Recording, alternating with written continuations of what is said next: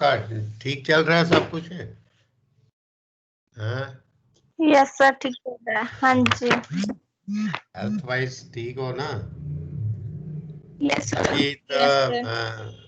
अभी आप वेट कर रहे हैं, यू मस्ट बी वेटिंग कि वह कब कॉलेज खुलते हैं, नहीं? हाँ जी सर, कर रहे हैं। हाँ, अभी तो ये ऑनलाइन क्लासेस से तो तंग आ गए होंगे आप, यस सर। है ना?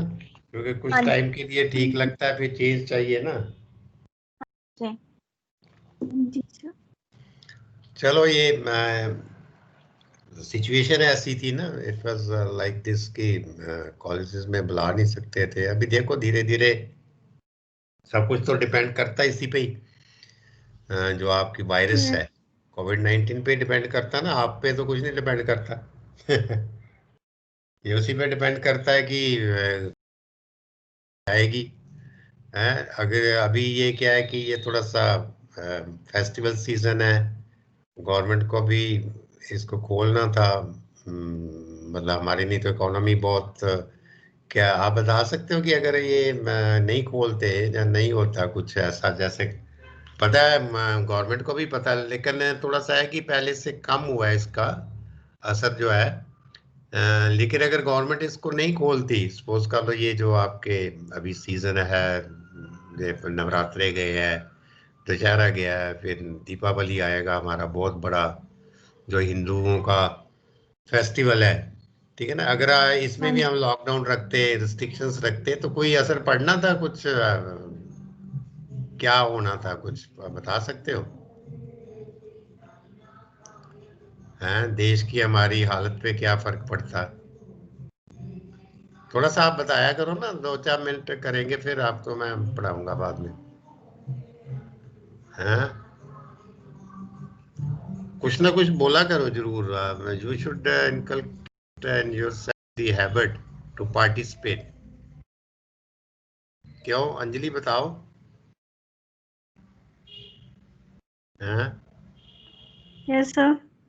मैं ये कह रहा हूँ कि मैं जैसे ये अभी गवर्नमेंट ने खोला है, सब कुछ खोला ही है ना तकरीबन आपका।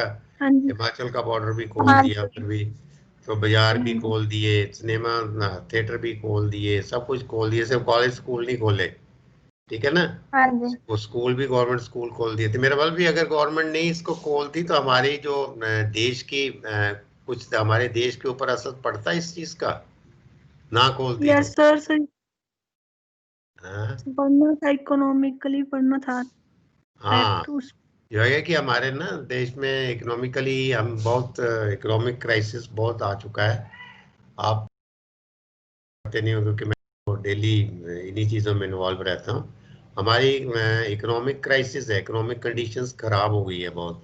ये नहीं मैं कहता कि अपने देश को की कोई बुराई कर रहा हूँ, कहना भी नहीं चाहिए, क्योंकि नेचुरली, क्योंकि क्या आपको एक थोड़ा सा ये मैं 2 मिनट में बताता हूँ कि आपको नॉलेज इन चीज़ों का होना चाहिए कि अगर मार्केट में सेल परचेज नहीं होगी, क्योंकि मार्केट खुलती है, बाजार खुलते हैं, तो आप लोग क्या करते हो, मार्केट में जाते हो, कुछ परचेज करते हो, ठीक है ना?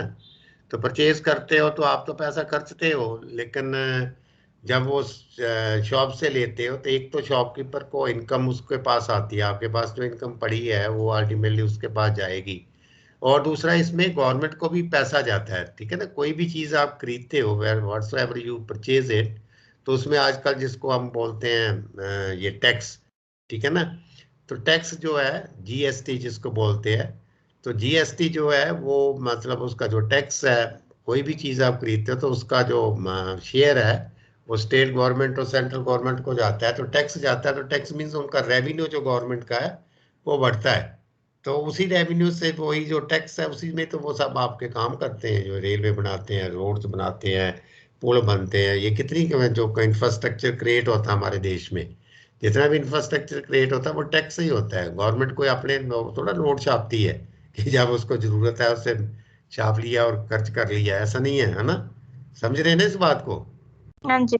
तो हाँ जी सर। ये चीज जो है, अगर ये गवर्नमेंट की मजबूरी थी, का भी था, ये तो हमारा फेस्टिवल सीजन है इंडिया में, तो आपने अगर वो नहीं खोलते, अगर ऐसे ही रहता तो फिर और हम देश बहुत पीछे जाता, और लोगों की भी जो इनकम, सोर्स ऑफ इनकम है वो बहुत कम। नो डाउट कि इसमें खोलने से जो शॉपकीपर्स हैं, जो जनरल शॉपकीपर हैं, उनकी सेल बढ़ेगी, उससे गवर्नमेंट को भी रेवेन्यू जाएगा। लेकिन इंडस्ट्री जो है, इंडस्ट्री पे अभी भी बहुत सेटबैक है कि इंडस्ट्री में लेबर नहीं है।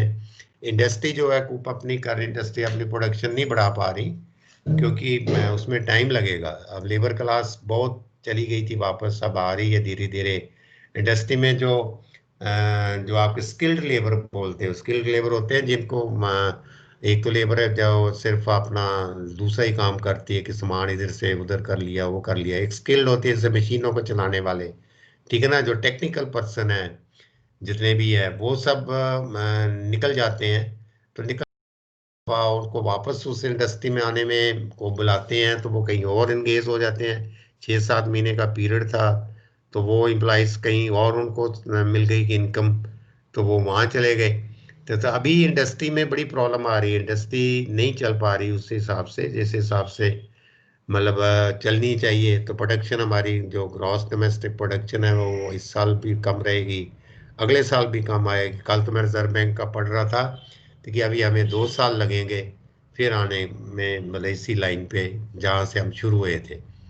तो मतलब ये है कि दिस वाज द गवर्नमेंट को ये मजबूरी थी, तो उसको खोलना। और लोगों के लिए भी था, मजबूरी गवर्नमेंट की ये थी कि गवर्नमेंट लोगों का इनकम, सोर्स ऑफ इनकम कम होता जा रहा था, नौकरियां छूटती जा रही थी। तो एटलीस्ट सम मतलब revival in the economy will be there, तो इसलिए किया है। और लेकिन इसके साथ डर भी है, बहुत ज़्यादा डर है कि कोरोना और बढ़ेगा, ठीक है ना, क्योंकि हाँ नेचुरली जी। दैट इज द हैबिट कि जब एक चीज़ को रिलैक्सेशन होती है तो दूसरी चीज़ तो बढ़ेगी। तो उसमें हाँ प्रधानमंत्री ने उसने 10-15 मिनट बोला भी है कि वही मैं, कोरोना अभी गया नहीं है, हमने अनलॉक तो किया है, लेकिन कोरोना ये दिमाग में नहीं सोचना। अब आप मैरिजेस भी आपके आपने देखा होगा आपके आस पड़ोस में, मैरिजेस में भी छूट दे दी 100, क्योंकि वो रेस्टोरेंट चलाने थे, काफ़ी कुछ चलाना था। तो मतलब सॉरी, ये रिसोर्ट जो है, जो मैरिज पैलेसेस हैं, उनकी भी इनकम नहीं थी।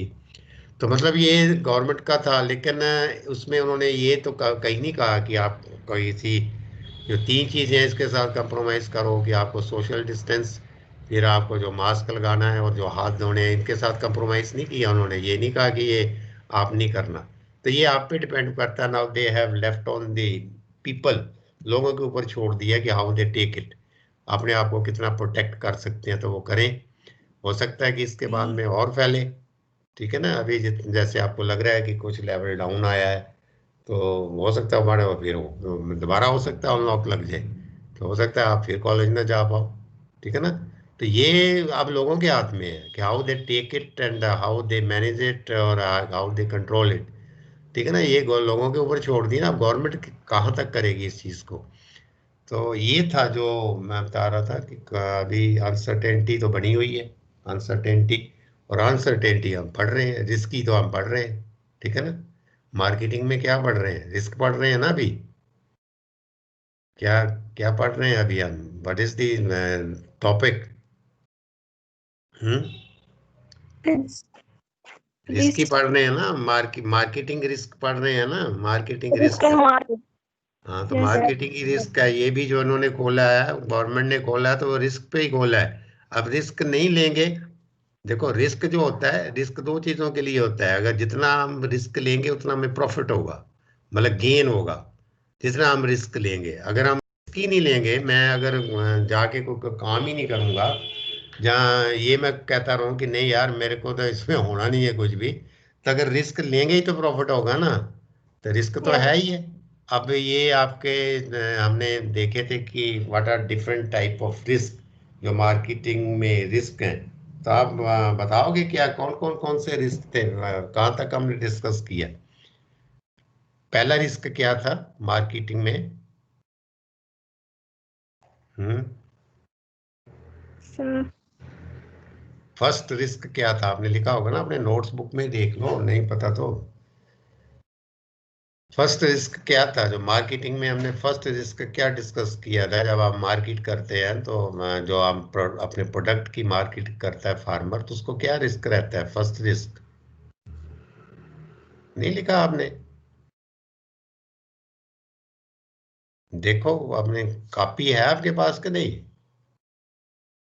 है तो है, पर उस दिन लिखा नहीं था लिखा नहीं था? लिखते नहीं हो बीच में? सर। लिखते हैं पर उस दिन सर रिकनेक्ट हो जाता फोन तो थोड़ा थोड़ा ही लिखा है। Yes yes. नहीं फिजिकल मैं तो पूरा आपको बड़ा डिटेल में लगाता हूँ हर चीज जो है, आप फिर लिखते नहीं हो तो आपको तो you will be in problem. ठीक है ना? क्या कोई तो फिर ये तो मेरा तो आपको बताने का कोई फायदा ही नहीं है, फिर तो आप जहाँ से देखना देख लेना, वहां से जहाँ पढ़ना होगा जहाँ से। आप कुछ ना कुछ तो बताया करो ना, इसके बाद में तो आपकी रिवीजन स्टार्ट होनी है, आपका जैसे खत्म हो जाएगा जल्दी जो सिलेबस है ना। तो ये रिस्क में कुछ तो बताओ, क्या कुछ लिखा था? फिजिकल रिस्क है ना, एक तो फिजिकल रिस्क है, ये लिखा था फिजिकल रिस्क नहीं लिखा था? फिर प्राइस रिस्क था। हाँ, ऐसे चुप ही बैठे रहोगे तो फिर मैं भी चुप हो जाता हूँ, मैं भी नहीं बोलता कुछ, फिर कैसे लेक्चर कैसे चलेगा? हाँ, कुछ तो बोलो, इतने एडामेंट क्यों हो जाते हो आप? लिखते नहीं हो कुछ भी तो फिर सुनते ही हो, तो सुनने से कैसे याद रखते हो? हाँ,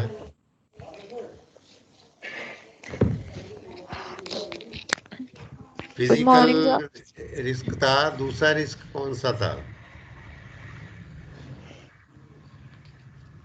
हम्म, sir physical risk, price risk and institutional. And institutional.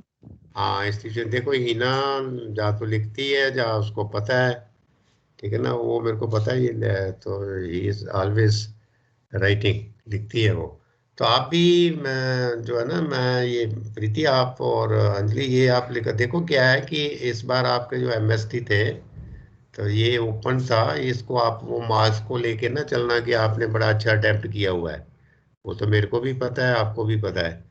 लेकिन देखो मैं ये नहीं कहता कि आप लिखो ना लिखो, दैट इज योर आउटलुक, क्योंकि अभी मैं वो तो है नहीं हमारा फेस टू फेस कांटेक्ट, और ना मैं कह सकता हूँ आपको इंसिस्ट कर सकता हूँ इस चीज़ को कि हम वीडियो ऑन करके ही सब कुछ करें। तो लेकिन दैट इज योर रिस्पॉन्सिबिलिटी कि how you are taking it. मैं ये तो मैं नहीं कहूँगा कि आप जरूरी लिखो, क्योंकि मैं तो ये बड़ा अच्छा हूँ कि अगर आप सिर्फ आपकी ग्रास्पिंग पावर इतनी है कि you can reproduce it. Lecture का तो मतलब यही होता है कि मेरे को लेक्चर देना है और आपको सुनना है, ठीक है ना, लिखने वाली बात कहीं नहीं आती है। लेक्चर जो वर्ड ही ऐसा ही है ना, लेक्चर का तो मतलब ही यही है कि नो डिक्टेशन, और लेकिन then you should have the grasping power, और फिर आपको उसको रिप्रोड्यूस करना है, ठीक है ना, तभी तो ये चीज़ रहती है ना। और दूसरा ये है कि इट्स वेरी इजी कि आप मतलब जो मेरा जो रिकॉर्डेड लेक्चर है आप उसको भी you can listen that also, ठीक है ना। तो ये कम से कम you must note down something अगर आपको लगता है ना। तो ये था कि एक आपस में जो कन्वर्सेशन है वो चलती रहे, मतलब एक बना रहता है ना इनकरेजमेंट, और एक सिस्टम जो है डेवलप होता है। तो अगर वन साइडेड, जब मैंने आपको भी बोला था कि अगर वन साइडेड मैं बोलता रहूं तो उससे भी कोई वो मेरे को तो कोई फर्क नहीं पड़ता, आई डोंट मतलब get disturbed in all this situations. तो लेकिन आपको ही ultimately you have to get something, और आपको नहीं वो चीज़ मिलेगी। तो अभी यही है कि अब हम डिस्कस करेंगे ये, जैसे हिना ने बताया है कि प्राइस जो सॉरी प्राइस रिस्क किया, फिर हमारा था इंस्टीट्यूशनल रिस्क, और देन बस फिजिकल रिस्क, हमने ये तीनों रिस्क डिस्कस किए थे। आगे इसकी जो मैनेजमेंट है, how to manage the risk, ये शायद हमने नहीं किया था ना अभी, कि हमने ये जो रिस्क है इसको कंट्रोल कैसे करना है, इसको मिनिमाइज कैसे करना है ना, रिस्क को अवॉइड कैसे करना है। तो सर ये थर्ड वन करना है अभी। है। थर्ड है ना जो इंस्टीट्यूशनल रिस्क हाँ वो। वो भी करना है, वो उसमें इंस्टीट्यूशनल को हमने एलेबोरेट नहीं किया था, what is the institutional risk is there, ठीक है ना। वो उसको हमने जस्ट सीरियल वाइज लिख लिया था, तो I didn't discuss with you the institutional risk. तभी आप यू राइट डाउन और या यू लिसन इट कि what is the institutional risk is there. The institutional, these risks includes कि what are the different institutional risks? These risks include the risk. These risks include the risk arising out of a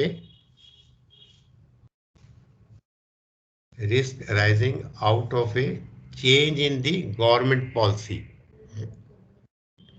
These risks include the risk arising out of a change in the government policy.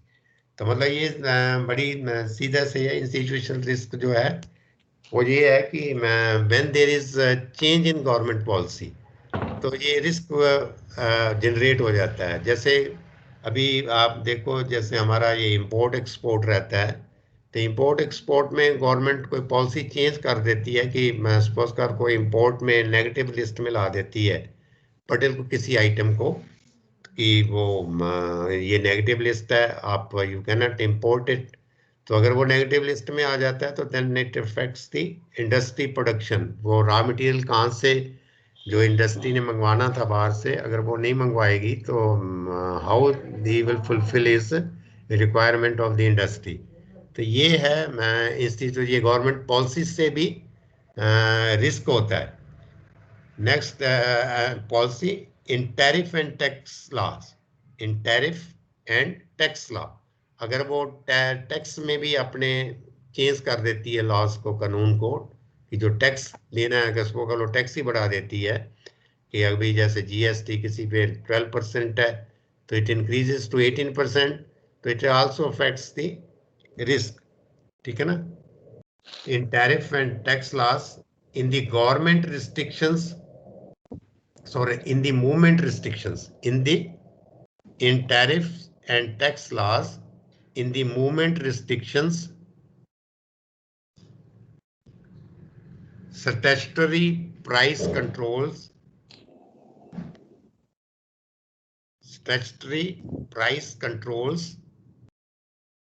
Sir क्या restrictions के आगे क्या? हाँ, ये मैं आपको बता दूं। These risks include the risk arising out of a change in the government policies, comma, in tariff, TARIFF, tariffs and tax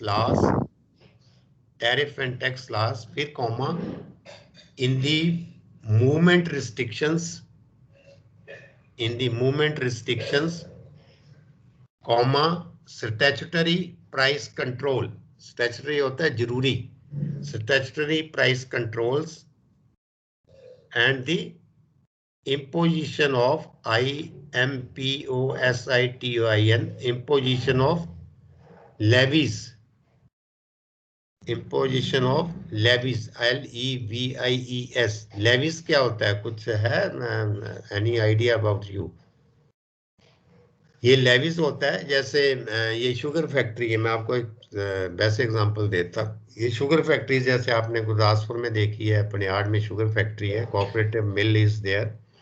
तो इसमें ये जो शुगर प्रोड्यूस होती है, ठीक है ना, जो यहाँ से भी शुगर प्रोड्यूस होती है, तो इसके ऊपर जो गवर्नमेंट है एक लेविस लगा देती है। लेविस ये होता है कि जैसे आपकी कंट्रोल्ड रेट पे शुगर मिलती है, जैसे डिपोज में मिलती है, जैसे आपको 40 रुपए मार्केट रेट में शुगर मिल रही है, लेकिन जो फेयर प्राइस शॉप्स हैं तो उस पे जो ये शुगर है हो सकता है वहाँ पे 25 या 30 रुपीज हो।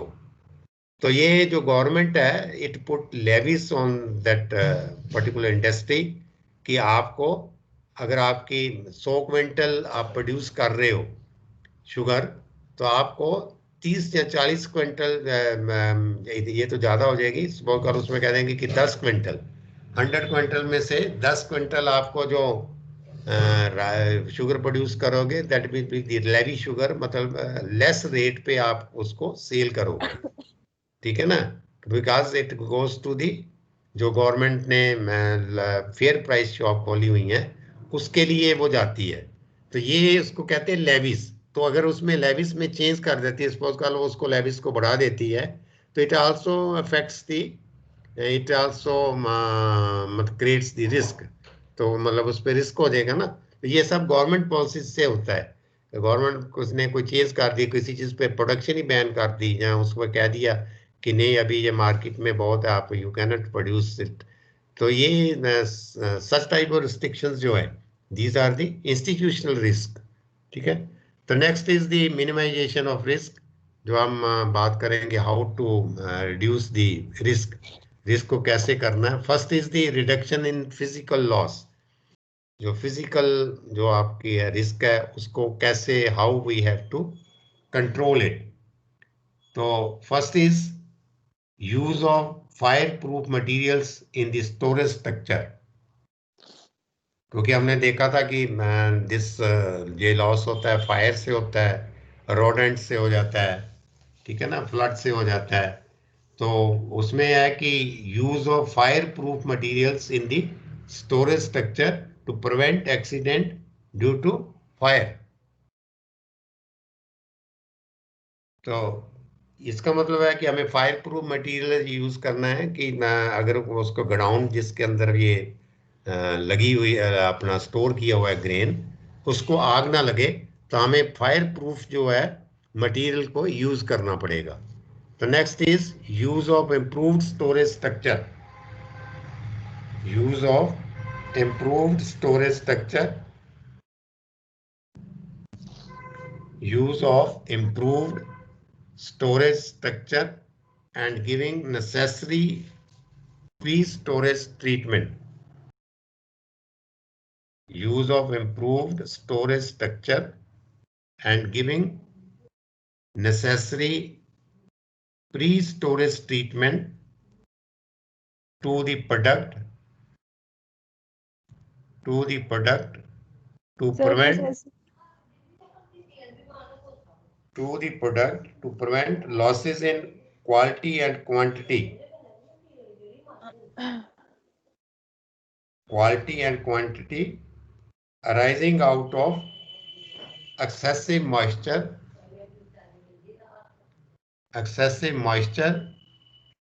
temperature, attack by insect and pest and rodents. तो ये बड़ा इजी है। And rodents. Use of improved storage structure, मतलब हमें जो अच्छी से अच्छी उसकी जो स्टोरेज स्ट्रक्चर करनी है, and giving necessary pre storage treatment to the product. Pre storage treatment देनी है उसको, ठीक है ना। उसको कुछ ना कुछ, जो जैसे आजकल घर में भी अगर आप कोई स्टोर करते हो तो उसको जो एक केमिकल टाइप मिलता है उसमें लगा देते हैं। जैसे आपको वीट ही है, वीट को स्टोरेज करते हैं तो नीम के पत्ते डाल देते हैं। जहाँ एक स्टोरेज का वो मिलता है एक मेडिसिन, वो अगर हम उसमें डाल देते हैं तो उसको इंसेक्ट्स नहीं लगते। तो ये उसकी सारी बात कर रहा है। तो use of, third is use of better and quicker transportation method.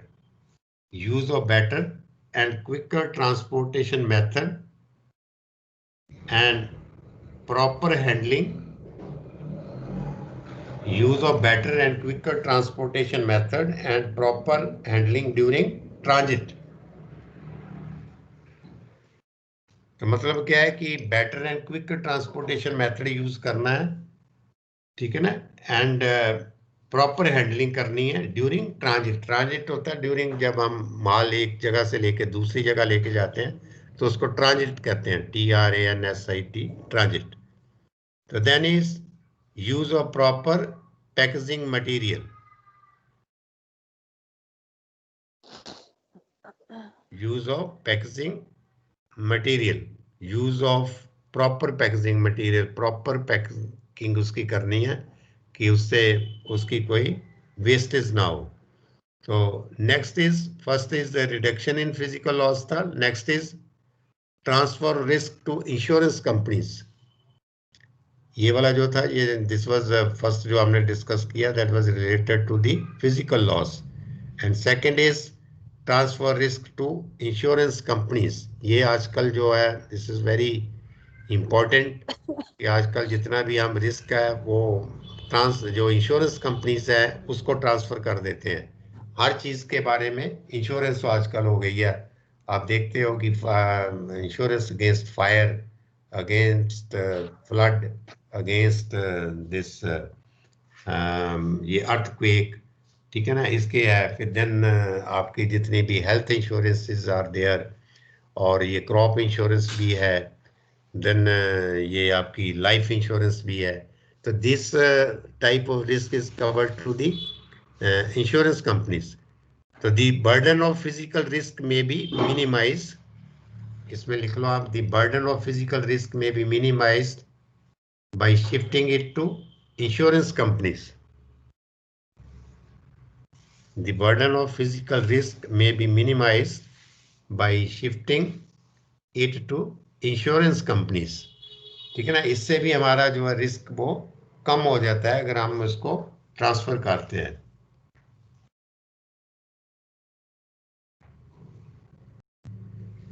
तो these are specialised professional agencies. ये जो एजेंसीज होती हैं, ये मतलब जो रिस्क जो कंपनीज होती हैं, ये दीज आर स्पेशलाइज्ड प्रोफेशनल, ठीक है ना, ये स्पेशलाइज्ड होती हैं, प्रोफेशनल होती हैं। इनका मतलब जो है ये एक व्यापारिक तरह की होती हैं। These are specialised professional agencies to bear such risk. ऐसा रिस्क बियर करने के लिए they are specialised. They collect, फिर वो क्या करेंगी, तो cover the risk, they will collect some premium, they will collect some premium and provide, they will collect some premium and provide full compensation to the party, and full compensation to the party in case of loss. Full compensation to the party in case of loss due to the reasons for which the products are insured. In this way, आप लिख लो फिर मैं आपको बताता हूं। In this way, company insures a number of farmers against losses. Number of farmers against losses. So इसका ये सब इसका जो मतलब ये है कि ये these insurance companies which are in the market, they are professional and वो specialized है। तो वो जब रिस्क कवर करेंगी, जैसे आपको कोई भी, आप जैसे क्रॉप इंश्योरेंस ही ले लो, जहाँ आप ये स्टोर का ही ले लो, जहाँ आप आपने ग्रेन स्टोर किए हैं, तो आप you will approach to the insurance company कि मेरे को ये इतना ये यहाँ पे स्टोर किया हुआ है वीट, जहाँ आपको डिक्लेयर करना पड़ेगा कि what type of storage, what type of commodity you have stored in this store, तो वो आपको बताना पड़ेगा। तो then you will get risk cover, उसका कवर लोगे अगेंस्ट फायर, कि इसको आग लग जाए, जहाँ जहाँ पे फ्लड आ जाए, जहाँ जहाँ पे अर्थक्वेक आ जाए, तो अगर ये मेरी चीज़ डिस्ट्रॉय हो जाती है, ये मेरे फूड ग्रेन्स डिस्ट्रॉय हो जाती हैं, तो मेरे को इसकी कंपनसेशन मिल जाए, इसका पैसा, इसकी वैल्यू, जितनी मैंने उस वैल्यू की इंश्योरेंस करवाई होती है। सपोज कर लो मैंने एक गोडाउन है, उसमें गेहूं रखी हुई है, अगर मैंने 10 लाख की मतलब रखी हुई है गेहूं, और मैं उसका इंश्योरेंस करवाता हूं 10 लाख का, ठीक है ना, तो मैं गवर्नमेंट को कहता हूँ, सॉरी उसको इंश्योरेंस कंपनी को कहता हूँ कि मेरे ये 10 लाख की इंश्योरेंस कर दो इसका, टू कवर द रिस्क। तो वो आपके 10 लाख के इंश्योरेंस कर देंगे, और उसमें उसका प्रीमियम कलेक्ट करेंगे। दे will collect the premium. Premium होता है उसकी कॉस्ट, ठीक है ना, वो उसकी कॉस्ट जो है रिस्क कवर करने की, वो आपको पे करनी पड़ेगी। लेकिन वो जो रहता है जो उसका कवर है, वो 1 साल के लिए रहता है। 1 साल नेक्स्ट आपको फिर रिन्यू करवाना पड़ता है। अगर आप 1 साल के बाद उसको रिन्यू नहीं करवाओगे तो दैट गेट लैप्स्ड। और ये नहीं है, अगर सपोज कर लो आज है 26, ठीक है ना, आपने 26 अक्टूबर 2020 को इंश्योरेंस कवर लिया, तो दैट विल एक्सपायर इन 2021, 25 को वो एक्सपायर हो जाएगा। 25 अक्टूबर 2021 तक वो वैलिड है। उसके बाद में आपको देयर विल बी नो मतलब इंश्योरेंस ऑफ योर स्टॉक, तो you will be under risk. आपको 25 को इसको रीन्यू करवाना पड़ेगा, ठीक है ना, फिर पैसे उसके देने पड़ेंगे। तो दिस इज दी मतलब प्रोसेस कि आपने जो रिस्क है उसको ट्रांसफर किसको कर दिया, इंश्योरेंस कंपनी को, विद कॉस्ट, पैसा दिया उसका। Then is third is the minimization of price risk. Minimization of price risk. जो हमने प्राइस रिस्क के बारे में कहा था कि प्राइस की फ्लक्चुएशंस होती है, जैसे एक फार्मर है या कोई ट्रेडर है, वो अगर रिस्क लेता है कि मैं उसको लो प्राइस पे परचेज किया है, ठीक है ना, लो प्राइस पे उसने मार्केट से कोई चीज परचेज की है, उसको स्टोर कर लेता है, और लेकिन उसको रिस्क है, ही हैज द रिस्क कि उसने लिया तो इसलिए मतलब स्टोर किया है कि आगे रेट बढ़ेगा, when where there will be increase in the price, तो I will sell it। लेकिन ये भी हो सकता है कि प्राइस कम हो जाए, तो then he will be in risk। तो फिर वो अपने उसको प्राइस को, रिस्क को कैसे कवर करेगा, how will there will be no insurance, उसकी इंश्योरेंस नहीं होगी। तो वो एक मेथड है, दैट इज दी, तो आप इसमें लिख लो speculation and hedging. Speculation, SPECULATION, speculation and hedging. Hedge करना मतलब इसको होता है बाड़ लगाना, जैसे हेज करते हो, ठीक है ना, हेजिंग, HEDGING। आप पहले लिख लो, फिर मैं इसको आपको सिंपल वे में बताऊंगा। Speculation and hedging. Speculation and hedging are important ways of minimising price risk. Speculation and hedging are important ways of minimizing price risk in business. Minimizing price risk in business. तो मतलब ये दो हैं, एक speculation है and एक hedging है। In the former means speculation, FORMER। In the former मतलब इन द स्पेकुलेशन, जब वर्ड लिख लो, in the speculation risk is taken by, in the former, risk is taken by the person specializing in the business.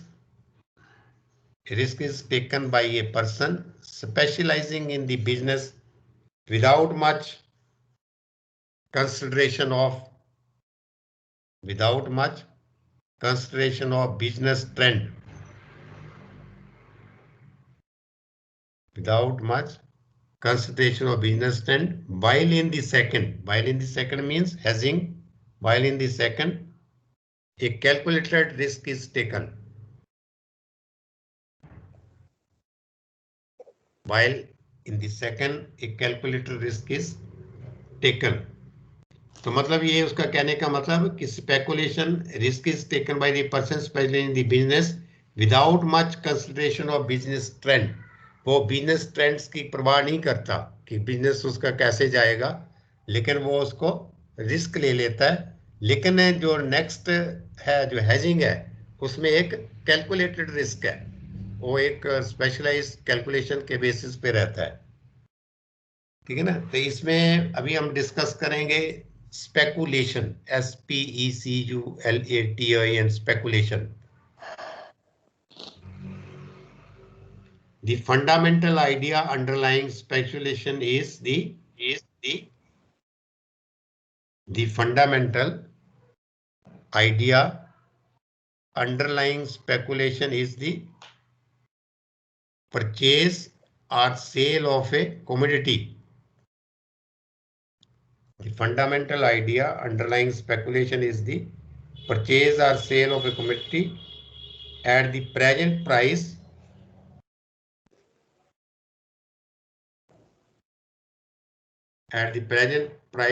with the object of sale or purchase, with the object of sale or purchase at some future date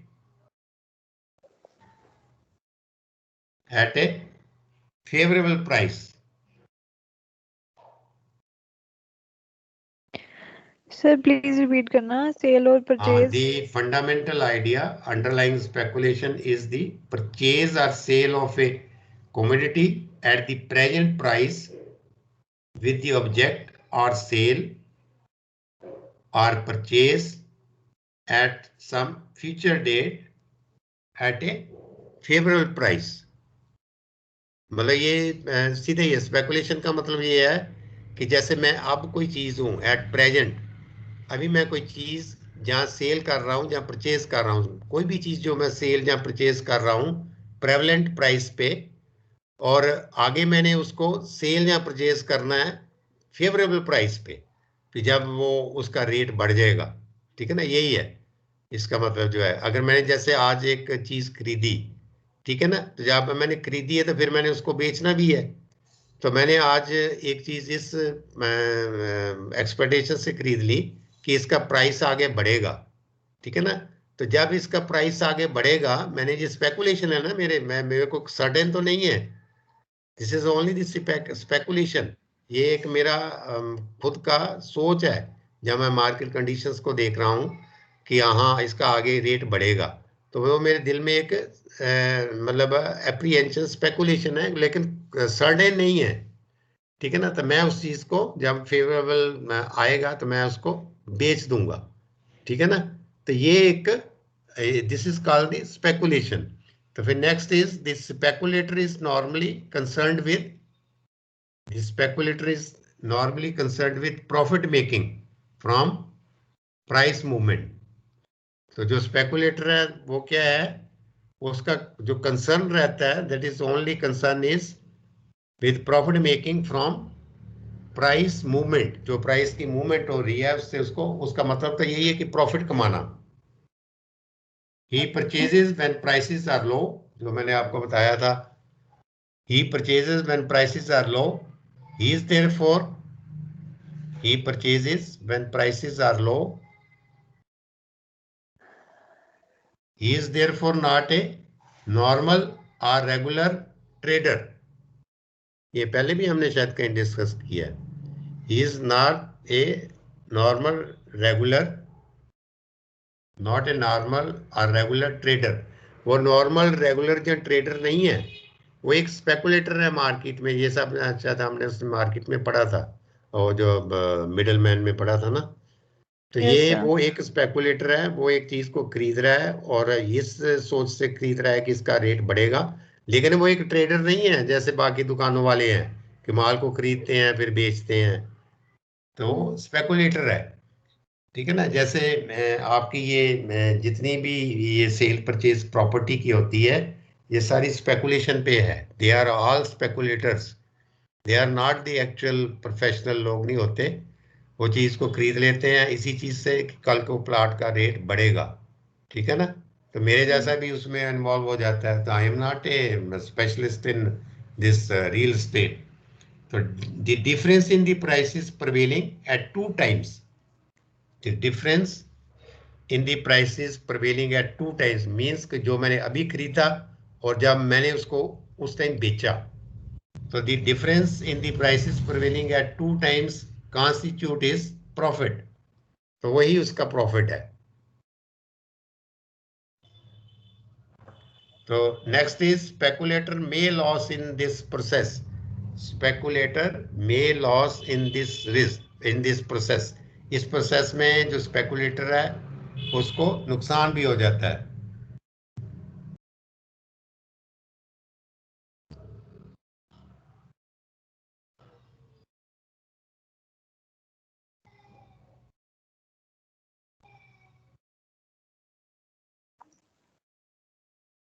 तो next अभी हम इसमें ये भी करेंगे, speculation का काफी है। तो the essentials of speculators are, जहाँ फीचर्स लिख लो, जहाँ एसेंशियल्स मतलब जो स्पेकुलेटर है उसकी कौन कौन सी जरूरी चीजें हैं। The essentials of a speculator are The essentials of a speculator are: he enters the trade, वो मतलब उस बिजनेस में कब एंटर करता है? At current price. He enters the trade at current prices. He enters the trade at current prices. Next is the transactions of speculators are completed. First is he enters the trade at current prices. Next is the transactions of speculators are completed on some future date. ठीक है ना, future date पे ही वो complete होगी ना. Transaction तो future date पे ही होगी, जब वो उसको बेचेगा तभी उसकी ट्रांजैक्शन कंप्लीट होगी. So next is, third is the speculator enters the trade. तो उसका क्या है, उसका the speculator enters the trade with the sole object of making profit. उसका जो सोल मोटो है वो प्रॉफिट कमाना है. The speculator enters the trade with the sole object of making profit from price movement.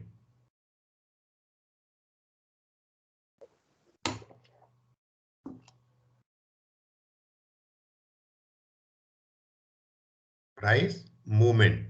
Next is fourth point, except in few cases,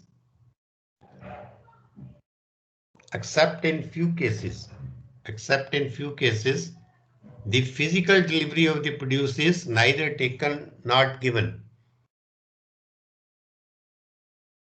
ठीक है ना, except in few cases the physical delivery of the produce is neither taken nor given. Only the difference in the prices is paid or taken. Only the difference in the prices is paid or taken. तो मतलब इसका क्या कहने का मतलब है, ये आप समझ ही गए होंगे कि जैसे उसने कोई भी ग्रेन्स लिए, ग्रेन या स्टोर किए या ग्रेन्स की जो ट्रांजैक्शन की, तो उसने उसकी फिजिकल जो डिलीवरी नहीं दी, फिजिकल डिलीवरी ना ली ना दी. मतलब उसने कह दिया कि मैं आपसे ये जो 100 क्विंटल गेहूं है ये ले रहा हूं इस प्राइस पे, ठीक है ना. और जब उसने उसको सेल किया तो वो उसकी जो डिलीवरी नहीं ली, उसने गुड्स की डिलीवरी नहीं ली, और उसको फिर जो उस टाइम जो रेट था, फ्यूचर डेट पे जो रेट आया उस पे उसको उसने सेल कर दिया. लेकिन गुड्स की डिलीवरी ना ली ना दी, ना गुड्स उसने अपने पास गोडाउन में स्टोर किए, ना उनको बेचा. लेकिन उसको जो प्रॉफिट या लॉस हुआ वो उसने पे कर दिया. अगर उसको प्रॉफिट हुआ तो उसने प्रॉफिट ले लिया, और अगर उसको लॉस हुआ है तो उसने वो लॉस उसको दे दिया जिससे उसने परचेज किया था. ठीक है ना, ये समझ गए ना बात. तो मतलब ये कई बार ऐसे भी होता है. तो speculators are not regular buyers and sellers in the market, ये हम डिस्कस किया हुआ पहले. Speculators are not regular buyers and seller in the market. जो मार्केट में जो स्पेकुलेटर्स हैं वो रेगुलर बायर सेलर नहीं है, उनका काम नहीं है ये करना, वो तो एक मौके का फायदा उठाते हैं. Speculators are not regular buyers and sellers. They do not conduct any regular business. They do not conduct any regular business apart from speculative business. Apart from speculative business. तो ये था, this is which I wanted to discuss with you, कि ये इसमें जो minimisation और risk, ये speculation है, फिर आपका उसमें भी है हेजिंग भी है, ठीक है ना, और करेक्ट वगैरह. तो ये सारा ये दिस इज ऑल, और है भी बड़ा इंटरेस्टेड. ये मेनली जो है एग्रीकल्चर कम्युनिटीज में तो आ ही रहा है, कम्युनिटीज में, लेकिन ये ज़्यादा जो आगे आपका आएगा फॉरवर्ड कॉन्ट्रैक्ट वगैरह, तो ये जो फॉरेन करेंसी होती है, फॉरेन करेंसी जैसे जो डॉलर्स पॉन्ड्स वगैरह, तो इसमें जो सेल परचेज होती है तो वो सारी इसी पे चलती है, हेजिंग और फॉरवर्ड कॉन्ट्रैक्ट वगैरह के ऊपर ही. तो मोस्टली ये सारी टर्म्स जो है वहाँ पे है, लेकिन ये जो इसमें मार्केटिंग में है, ये वन ऑफ द मेथड है टू कंट्रोल दी रिस्क। तो ये इतना this is not that much popular, इसमें नहीं है इतना हमारे जो एग्रीकल्चर कम्युनिटीज में। तो ये था अभी मैं